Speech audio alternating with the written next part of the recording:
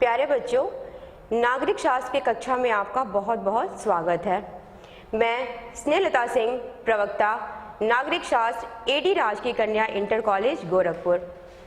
बच्चों, आपने पिछली कक्षाओं में भारतीय शासन व्यवस्था की बनावट और भारतीय संविधान के बारे में अध्ययन किया होगा। आपने कक्षा 11 में नागरिक शास्त्र विषय लिया है और इस कक्षा में हम आपको संविधान को आपके भारतीय राजनीति के माध्यम से समझाने का प्रयास करेंगे। बच्चों, कक्षा 11 में नागरिक शास्त्र की 2 पुस्तकें हैं। प्रथम पुस्तक है भारत का संविधान, सिद्धांत और व्यवहार, और द्वितीय पुस्तक का नाम है राजनीतिक सिद्धांत। आज हम नागरिक शास्त्र की प्रथम पुस्तक भारत का संविधान, सिद्धांत और व्यवहार का प्रथम अध्याय संविधान क्यों और कैसे का अध्ययन करेंगे। बच्चों, इस अध्याय को हम 2 भागों में विभक्त करके पढ़ेंगे।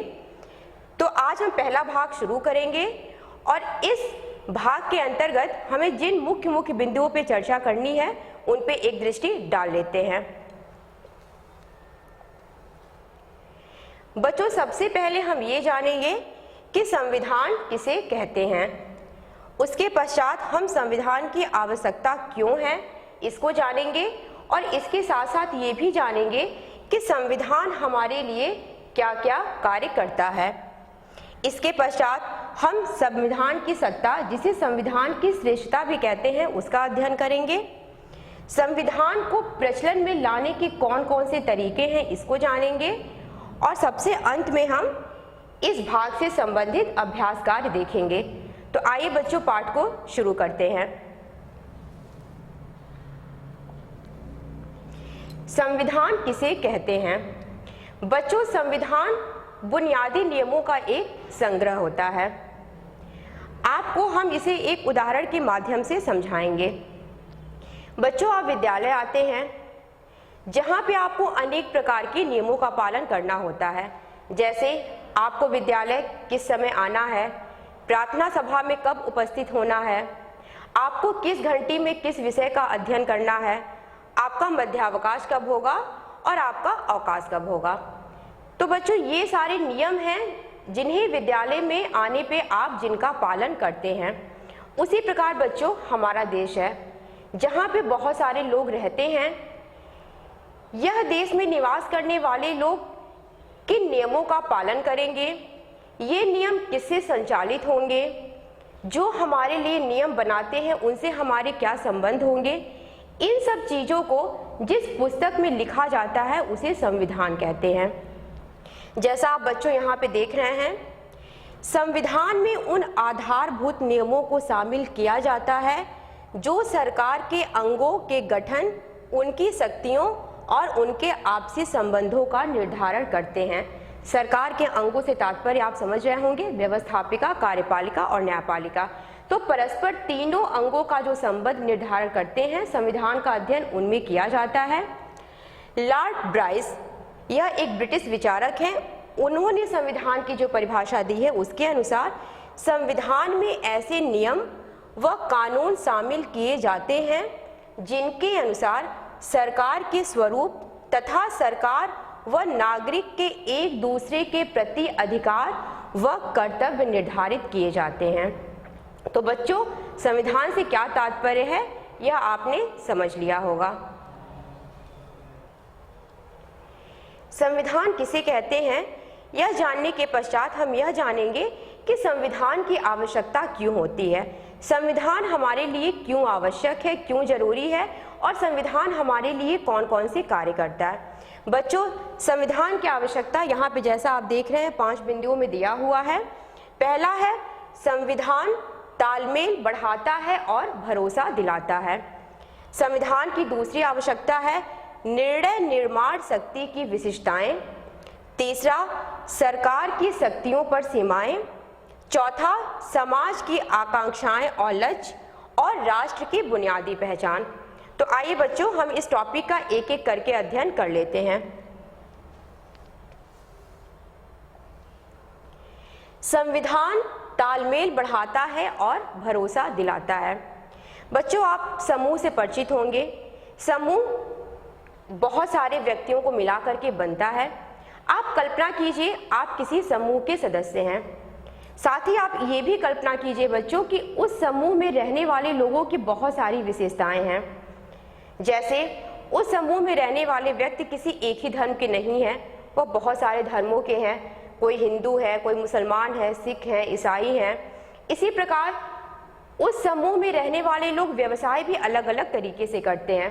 कोई शिक्षक है, कोई डॉक्टर है, कोई इंजीनियर है, कोई व्यापारी है।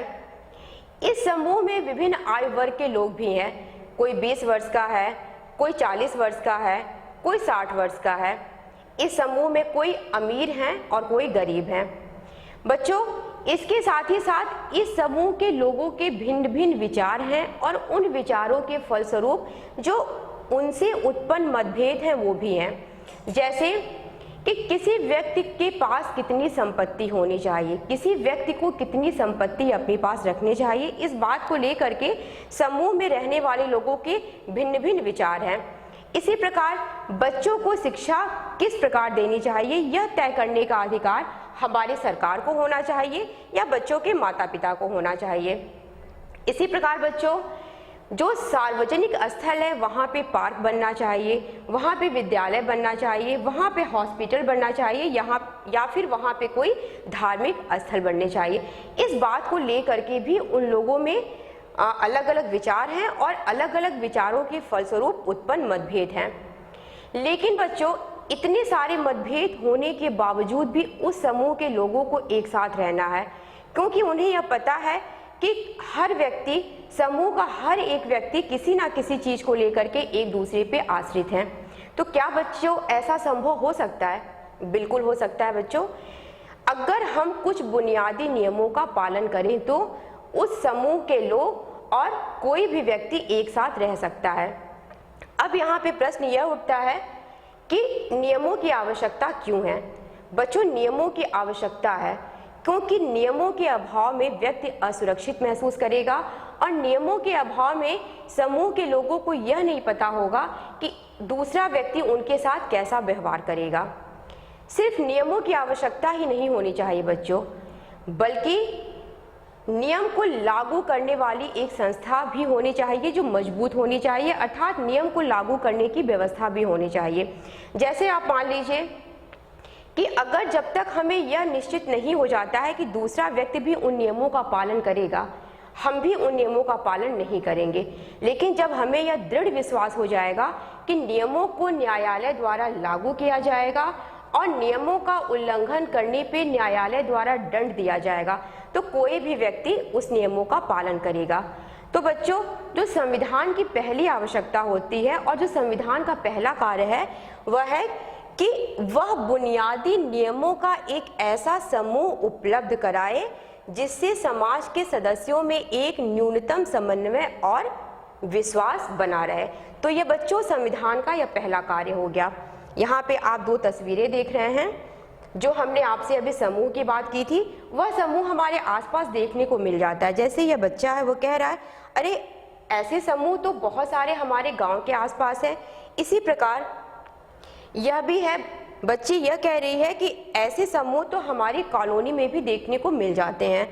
क्या आपके गांव, शहर या कॉलोनी में ऐसे समूह हैं? बच्चों, अगर हम अपने आसपास नज़र दौड़ाएं तो ऐसे बहुत सारे समूह हमें दिख जाएंगे जहां पे लोगों के भिन्न भिन्न विचार हैं, जहां पे लोगों के भिन्न भिन्न रहने के तरीके हैं, लेकिन व्यक्ति एक नियम से बंधा है और नियम का पालन कर रहा है। तो बच्चों, यह संविधान का पहली आवश्यकता और संविधान का पहला कार्य हो गया। अब आइए हम संविधान के दूसरे कार्य और दूसरी आवश्यकता पर दृष्टि डालते हैं। निर्णय निर्माण शक्ति की विशिष्टताएं। आपको यह स्पष्ट हो गया कि एक नियम की आवश्यकता होती है, लेकिन बच्चों इससे भी महत्वपूर्ण प्रश्न ये है कि इन नियमों का निर्माण कौन करेगा।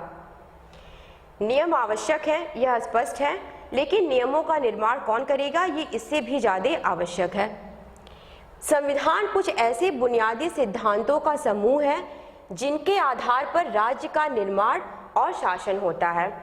बच्चों, मान लीजिए कि नियम निर्माण कौन करेगा, इसके लिए हम किसी समूह को दो भागों में विभक्त कर देते हैं, समूह क और समूह ख।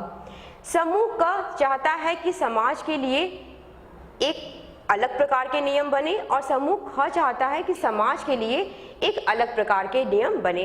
अर्थात समूह क और समूह ख का समाज को लेकर के बनने वाले नियम क्या होने चाहिए, इस पे मतभेद है। तो बच्चों इसका निर्णय कौन करेगा कि किसका नियम लागू होगा? संविधान। संविधान ही इसका उत्तर देता है और संविधान ही यह बताता है कि निर्णय निर्माण कौन करेगा। बच्चों सैद्धांतिक रूप से इसके बहुत सारे उत्तर हो सकते हैं। जैसे अगर हम राजतंत्र की बात करें तो राजतंत्र में आपको पता होगा कि राजा का शासन होता है और नियम बनाना, निर्णय लेना, यह सब राजा का कार्य होता है। इसी प्रकार कुछ कुछ देश ऐसे भी होते हैं बच्चों जहां पर किसी एक विशेष दल को, किसी एक विशेष पार्टी को नियम निर्माण का कार्य सौंपा जाता है। लेकिन अगर हम लोकतांत्रिक देशों की बात करें बच्चों, तो लोकतांत्रिक देशों में नियम निर्माण का कार्य जनता का होता है, क्योंकि लोकतंत्र का अर्थ ही है जनता का तंत्र, जनता का शासन। लेकिन यहाँ पर भी एक प्रश्न उपस्थित होता है कि लोकतंत्र में भी किस तरीके से जनता को अधिकार दिया जाए। अर्थात क्या प्राचीन यूनानी पद्धति के अनुसार संपूर्ण मुद्दों पर जनता को वोट देना चाहिए या फिर अपने जनप्रतिनिधि के माध्यम से उनको निर्णय लेने के लिए स्वतंत्र करना चाहिए। भारत में बच्चों आपको पता होगा कि संसद हमारे लिए नियम का निर्माण करती है और संसद का जो गठन है वह एक विशेष प्रक्रिया के तहत होता है। और बच्चों आपको ये भी पता होना चाहिए कि संसद भारतवर्ष में नियम निर्माण करेगी, यह निश्चय कौन करता है? संविधान। यह हमारा संविधान ही निर्णय करता है कि भारतवर्ष में संसद को नियम निर्माण करने का अधिकार होना चाहिए। तो बच्चों संविधान का दूसरा काम यह स्पष्ट करना है कि समाज में निर्णय लेने की शक्ति किसके पास होगी। संविधान यह भी तय करता है कि सरकार कैसे निर्मित होगी। बच्चों यहाँ पे यूरोपीय संघ, जो कि एक क्षेत्रीय संगठन था यूरोप के बहुत सारे देशों का, उन लोगों ने आपस में मिलकर के एक संविधान बनाने का निर्णय लिया था। जैसा कि आप तस्वीर के माध्यम से देख रहे हैं कि इन लोगों में आपस में झगड़ा हो गया है। तो यहाँ पे लिखा है कि यूरोपीय संघ के देशों ने एक यूरोपीय संविधान बनाने की कोशिश की, उनकी कोशिश असफल हो गई। कार्टूनिस्ट ने संविधान निर्माण के उसके प्रयास को मारपीट और झगड़े से भरी कोशिश के रूप में देखा। क्या संविधान निर्माण की प्रक्रिया हमेशा ऐसी ही होती है? नहीं बच्चों, वस्तुतः ऐसा नहीं होता है। संविधान निर्माण की प्रक्रिया हमेशा ऐसी नहीं होती है, वरन संविधान का जो निर्माण करते हैं उनमें आपसी समन्वय होता है, जिससे कि एक अच्छा संविधान हमारे सामने उपस्थित होता है। सरकार की शक्तियों पर सीमाएं। बच्चों हमने संविधान के 2 आवश्यकता और 2 कार्यों के बारे में पढ़ा। बच्चों यह तय हो गया कि हमें नियम की आवश्यकता है, यह भी तय हो गया कि नियमों का निर्माण कौन करेगा। मान लीजिए किसी सत्ता को हमने यह अधिकार दे दिया कि वह हमारे लिए नियम का निर्माण करे और उस सत्ता ने हमारे लिए नियम का निर्माण कर दिया, लेकिन जब वह नियम कानून बन के हमारे सामने आया तो वह हमें स्वीकार नहीं हुआ, क्योंकि नियम पूर्णतः अलोकतांत्रिक था। जैसे उदाहरण स्वरूप मान लीजिए कि उन्होंने जो वह सत्ता है उसने कुछ ऐसा नियम बना दिया कि व्यक्ति अपने धर्म का पालन नहीं कर सकता है, व्यक्ति को दूसरे धर्म का पालन करना होगा, व्यक्ति विशेष प्रकार का संगीत नहीं सुन सकता है, व्यक्ति इस रंग के कपड़े नहीं पहन सकता है, व्यक्ति अपने पसंद के स्थान पर नहीं घूम सकता है, एक विशेष रंग वाला व्यक्ति कुएं से पानी नहीं भर सकता है। अर्थात एक विशेष रंग वाला व्यक्ति समाज में कहीं भी घूम नहीं सकता है, किसी भी मंदिर में प्रवेश नहीं कर सकता, किसी भी धार्मिक स्थल में प्रवेश नहीं कर सकता है। तो क्या यह नियम हमें स्वीकार होगा? बिल्कुल नहीं। क्यों नहीं होगा बच्चों? क्योंकि यह नियम ना सिर्फ अलोकतांत्रिक है, वरन यह नियम एक प्रकार के समाज में भेदभाव करने वाला भी है। तो इसलिए बच्चों अगर ऐसी परिस्थितियां उत्पन्न हो जाती हैं तो सरकार की शक्तियों पर सीमाएं। यहाँ पे आप देख रहे हैं संविधान का तीसरा कार्य यह है कि वह सरकार द्वारा अपने नागरिकों पर लागू किए जाने वाले कानूनों पर कुछ सीमाएं लगाए। ये सीमाएं इस रूप में मौलिक होती हैं कि सरकार कभी इसका उल्लंघन नहीं कर सकती है। जैसे हम आप अपने देश का उदाहरण देते हैं, आपको हम भारतवर्ष का उदाहरण देते हैं। भारतवर्ष के संविधान ने भी सरकार पे कुछ सीमाएं लगाई हैं, जैसे सरकार किसी भी ऐसे कानून का निर्माण नहीं कर सकता है जो व्यक्ति के मौलिक अधिकारों का उल्लंघन करता है। इसी प्रकार सरकार कोई भी ऐसा कानून नहीं बना सकती है जो भारतवर्ष के संघीय ढांचे को क्षति पहुंचाता है। तो इस प्रकार बच्चों सरकार की सीमाएं निश्चित कर दी गई हैं और यह आवश्यक भी है ताकि लोकतांत्रिक देशों में जनता के अधिकार सुरक्षित हो सके। यहाँ पे कार्टून के माध्यम से ये बच्चा कह रहा है कि इसका मतलब यह है कि आप पहले एक राक्षस बनाएं। राक्षस के तात्पर्य है उसका एक ऐसा सरकार जो जनता के हित के विरुद्ध कार्य करे और फिर खुद को उससे बचाने की चिंता करे। मैं तो यही कहूँगा कि फिर इस राक्षस जैसी सरकार को बनाया ही क्यों जाए। अर्थात बच्चों सरकार कुछ ऐसा कार्य करे जिससे जनता के अधिकारों को क्षति पहुंचती हो। इससे अच्छा है कि संविधान में कुछ ऐसे प्रावधान कर जाएं जिससे संविधान में कुछ ऐसे प्रावधान किए जाएं जिससे जनता के अधिकार सुरक्षित रहें। समाज की आकांक्षाएं और लक्ष्य। बच्चों यह संविधान का चौथा कार्य और संविधान की चौथी आवश्यकता है। बच्चों पहले के जो संविधान होते थे वह सरकार को निर्णय करने की क्षमता देते थे और साथ ही साथ सरकार पे कुछ प्रतिबंध भी लगाते थे। लेकिन 20वीं शताब्दी में जो संविधान निर्मित हुआ है, विशेषतः जो हमारे भारत का संविधान है, वह एक ऐसा ढांचा प्रदान करता है जो सरकार को कुछ सकारात्मक कार्य करने की छूट देता है। अर्थात कि सरकार की शक्तियों पे अंकुश नहीं लगाता है। यह अंकुश क्यों नहीं लगाता है बच्चों? जनता के हित के लिए ही यह अंकुश नहीं लगाया गया है। जैसे मान लीजिए कि हमारे समाज में बहुत भेदभाव है, तो समाज में भेदभाव को दूर करने के लिए, समाज से भेदभाव को दूर करने के लिए क्या आवश्यक है कि सरकार को इतना शक्तिशाली बनाया जाए कि वह समाज से भेदभाव को, असमानता को दूर कर सके। तो अगर हम अपनी सरकार को इतना मजबूत नहीं बनाएंगे, अगर संविधान सरकार को इतना मजबूत नहीं बनाएगा, तो शायद सरकार समाज से इस कुप्रथा का निवारण नहीं कर पाएगी। दक्षिण अफ्रीका का नाम आपने सुना होगा बच्चों, जहाँ पे नस्ली भेदभाव बहुत जोरों पे था। हमारे राष्ट्रपिता महात्मा गांधी भी दक्षिण अफ्रीका में नस्ली भेदभाव के शिकार हो चुके हैं। तो वहाँ पे नस्ली भेदभाव को समाप्त करने के लिए वहाँ के संविधान ने अपनी सरकार को वह शक्ति प्रदान की है ताकि वह वहाँ से नस्ली भेदभाव को समाप्त कर सके। भारत के संविधान में भी ऐसे बहुत सारे प्रावधान हैं बच्चों जो कि नीति निदेशक तत्वों के तहत हमें देखने को मिल जाते हैं। तो संविधान का जो चौथा प्रमुख कार्य है बच्चों कि संविधान सरकार को ऐसी क्षमता प्रदान करे जिससे वह जनता की आकांक्षाओं को पूरा कर सके और एक न्यायपूर्ण समाज की स्थापना के लिए उचित परिस्थितियों का निर्माण कर सके। जनता की आकांक्षाएं बच्चों, एक समाज में हम रहते हैं और समाज में बहुत सारे लोग रहते हैं, सबके अपने सोचने के तरीके हैं, सबकी अपनी इच्छाएं हैं, सबकी अपनी आकांक्षाएं। यह बहुत ही मुश्किल है कि सबकी आकांक्षाओं को पूरा किया जाए, लेकिन न्यूनतम आवश्यकताएं पूरी की जा सकती हैं, व्यक्ति की न्यूनतम आकांक्षाओं को पूरा किया जा सकता है। यहाँ पे आप देख रहे होंगे ये भारत के प्रथम प्रधानमंत्री पंडित जवाहरलाल नेहरू हैं। संविधान निर्माताओं को लोगों के अलग अलग आकांक्षाओं से जूझना पड़ा था।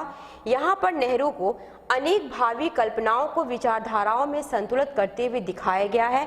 क्या आप पहचान सकते हैं कि यह विभिन्न समूह क्या चाहते हैं? आपको क्या लगता है संतुलन करने का परिणाम क्या हुआ? तो बच्चों यहाँ पे भावी कल्पना का तात्पर्य यही है कि किसी भी समाज में रहने वाले लोगों की अलग अलग आकांक्षाएं होती हैं और सबकी आकांक्षाओं की संतुष्टि हो, इसलिए संविधान को इतना सरकार को शक्ति देना चाहिए जिससे कि वह समाज में भेदभाव रहित एक समाज का निर्माण कर सके। तो बच्चों संविधान को सरकार को इतनी शक्ति प्रदान करनी चाहिए जिससे सरकार समाज में एक समता मूलक समाज का निर्माण कर सके।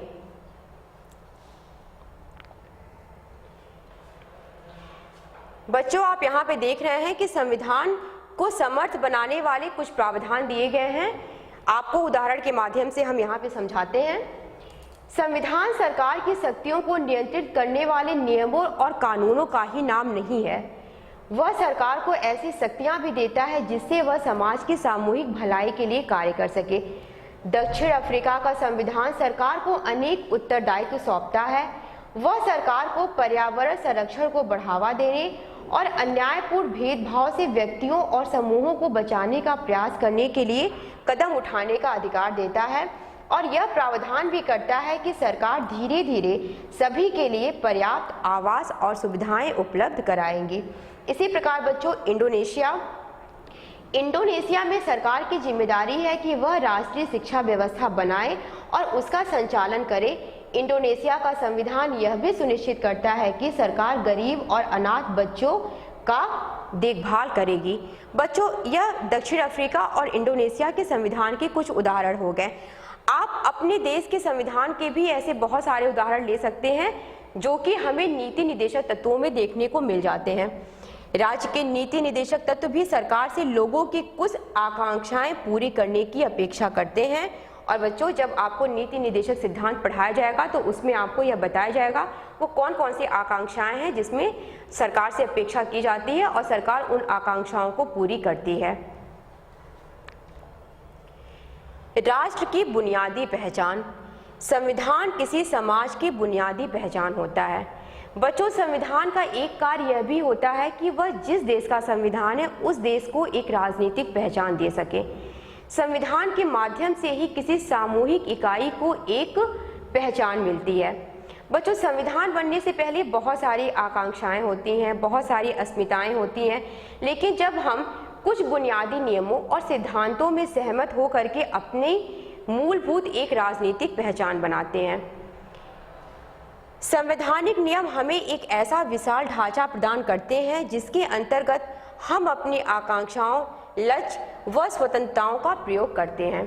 बच्चों, राजनीतिक पहचान की जो अवधारणा होती है वह भिन्न भिन्न देशों में भिन्न भिन्न तरीके से होती है।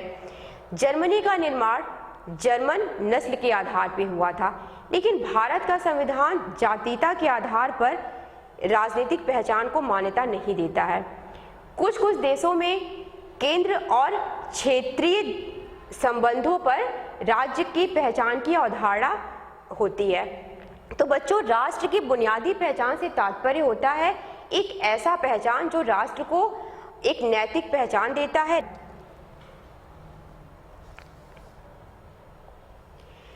संविधान की सत्ता। संविधान की सत्ता से तात्पर्य है संविधान की श्रेष्ठता।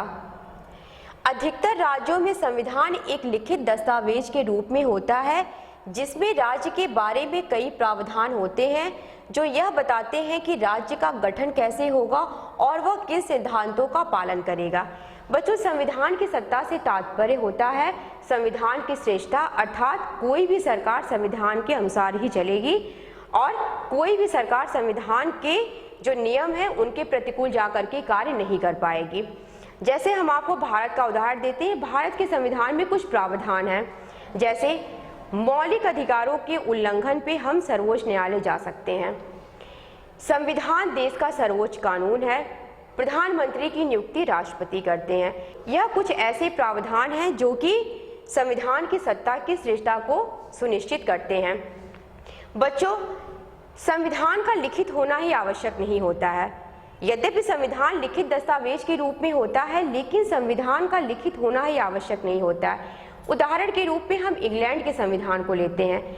इंग्लैंड का संविधान अलिखित संविधान का एक अच्छा उदाहरण है। तो क्या बच्चों, हम इंग्लैंड का जो अलिखित संविधान है उसको संविधान की श्रेणी में नहीं रखेंगे? ऐसा नहीं है बच्चों। इंग्लैंड में दस्तावेजों और निर्णयों की एक लंबी श्रृंखला है जिसे वहां पे संविधान का नाम दिया जाता है। संविधान लिखित हो या अलिखित, इससे ज्यादा महत्वपूर्ण यह होता है कि संविधान कितना प्रभावी है, संविधान किन बातों को लेकर के प्रभावी है और वो कौन सी बातें हैं जो संविधान को प्रभावशाली बनाती हैं। इससे भी ज़्यादा जो महत्वपूर्ण बात यह है बच्चों कि संविधान न्यायपूर्ण होना चाहिए। जैसा आप यहाँ पे देख रहे हैं, लोगों को जब यह पता चलता है कि उनका संविधान न्यायपूर्ण नहीं है तो वे क्या करते हैं। ऐसे लोगों का क्या होता है जिनका संविधान केवल कागज पर ही होता है। यहाँ पे कहने का तात्पर्य यह है बच्चों कि अगर संविधान लिखित है लेकिन वह न्यायपूर्ण नहीं है तो ऐसे संविधान का कोई मतलब नहीं है। संविधान चाहे लिखित हो या अलिखित, संविधान प्रभावी और न्यायपूर्ण होना चाहिए। संविधान को प्रचलन में लाने का तरीका, अर्थात संविधान कैसे अस्तित्व में आया, संविधान कैसे अस्तित्व में आया, किसने संविधान बनाया और उनके पास इसे बनाने की कितनी शक्ति थी। बच्चों, कुछ देशों के संविधान को अलोकप्रिय नेताओं और सैनिक शासकों के द्वारा बनाया जाता है, जिसे जनता का समर्थन प्राप्त नहीं होता है, क्योंकि यह अलोकप्रिय नेता और सैनिक शासन ऐसे संविधान का निर्माण करते हैं जिसमें जनता के हितों को, जनता के अधिकारों को बिल्कुल भी शामिल नहीं किया जाता है। भारत का संविधान सभा ने दिसंबर 1946 और नवंबर 1949 के मध्य बनाया, जिसकी प्रेरणा उसे राष्ट्रीय आंदोलन के लंबे इतिहास से मिली। बच्चों, विश्व में दक्षिण अफ्रीका, भारत और अमेरिका के संविधान को सबसे अच्छे संविधान की श्रेणी में रखा गया है। क्यों बच्चों? क्योंकि यहाँ के संविधान ने अपने संविधान निर्माण करने से पहले राष्ट्रीय आंदोलन से प्रेरणा ली थी। और बच्चों, आपको ये पता होगा कि राष्ट्रीय आंदोलन में समाज के सभी वर्गों को एक साथ लेकर के चलने की क्षमता होती है। तो राष्ट्रीय आंदोलन से प्रेरित जो संविधान निर्माता संविधान का निर्माण करेंगे, उनके पास जनता से सीधा संवाद करने की क्षमता होती है और जनता से सम्मान पाने की भी क्षमता होती है। फलस्वरूप ऐसे संविधान का निर्माण होता है जो संविधान जनता के हितों पे आश्रित होता है। हम भारत के संविधान का उदाहरण दे सकते हैं। भारत के संविधान में ऐसे बहुत सारे प्रावधान हैं जो जनता के हितों की बात करते हैं। मौलिक अधिकार आप देख सकते हैं, यह जनता को अधिकार प्रदान करते हैं और यह भी कहते हैं कि अगर इन अधिकारों को सरकार के द्वारा लिया जाता है या सरकार के द्वारा इन अधिकारों का दुरुपयोग किया जाता है, तो हम सर्वोच्च न्यायालय और उच्च न्यायालय में जा करके एक रिट दायर कर सकते हैं। तो बच्चों, संविधान को प्रचलन में लाने का तरीका यह है कि संविधान कैसे लोगों के द्वारा बनाया गया है जिसे जनता का समर्थन प्राप्त है। अगर संविधान ऐसे लोगों के द्वारा बनाया गया है जो जनता के हितों और आकांक्षाओं का ध्यान रखते हैं, तो निसंदेह उस संविधान को मान्यता और सम्मान दोनों ही प्राप्त होगा। अभ्यास कार्य। बच्चों, आज जो हमने आपको भाग 1 पढ़ाया, उस भाग से संबंधित यहाँ पे 3 प्रश्न हैं। संविधान क्यों आवश्यक है, एक कारण दीजिए। हमने आपको संविधान की आवश्यकता के 5 पॉइंट बताए हैं, उनमें से किसी एक पॉइंट को आप लिख लीजिएगा। राष्ट्र की बुनियादी पहचान से क्या तात्पर्य है, और तीसरा प्रश्न है संविधान से क्या तात्पर्य है। बच्चों, आज आपने इस पाठ के अंतर्गत भाग 1 में संविधान किसे कहते हैं, संविधान की आवश्यकता, राष्ट्र को बुनियादी पहचान, इन चीज़ों का अध्ययन किया। भाग 2 में हम भारत का संविधान कैसे बना, इसके बारे में आपको जानकारी प्रदान करेंगे। आशा करती हूँ कि आप इस पाठ से लाभान्वित हुए होंगे और आपको ये पाठ रुचिकर भी प्रतीत हुआ होगा। धन्यवाद।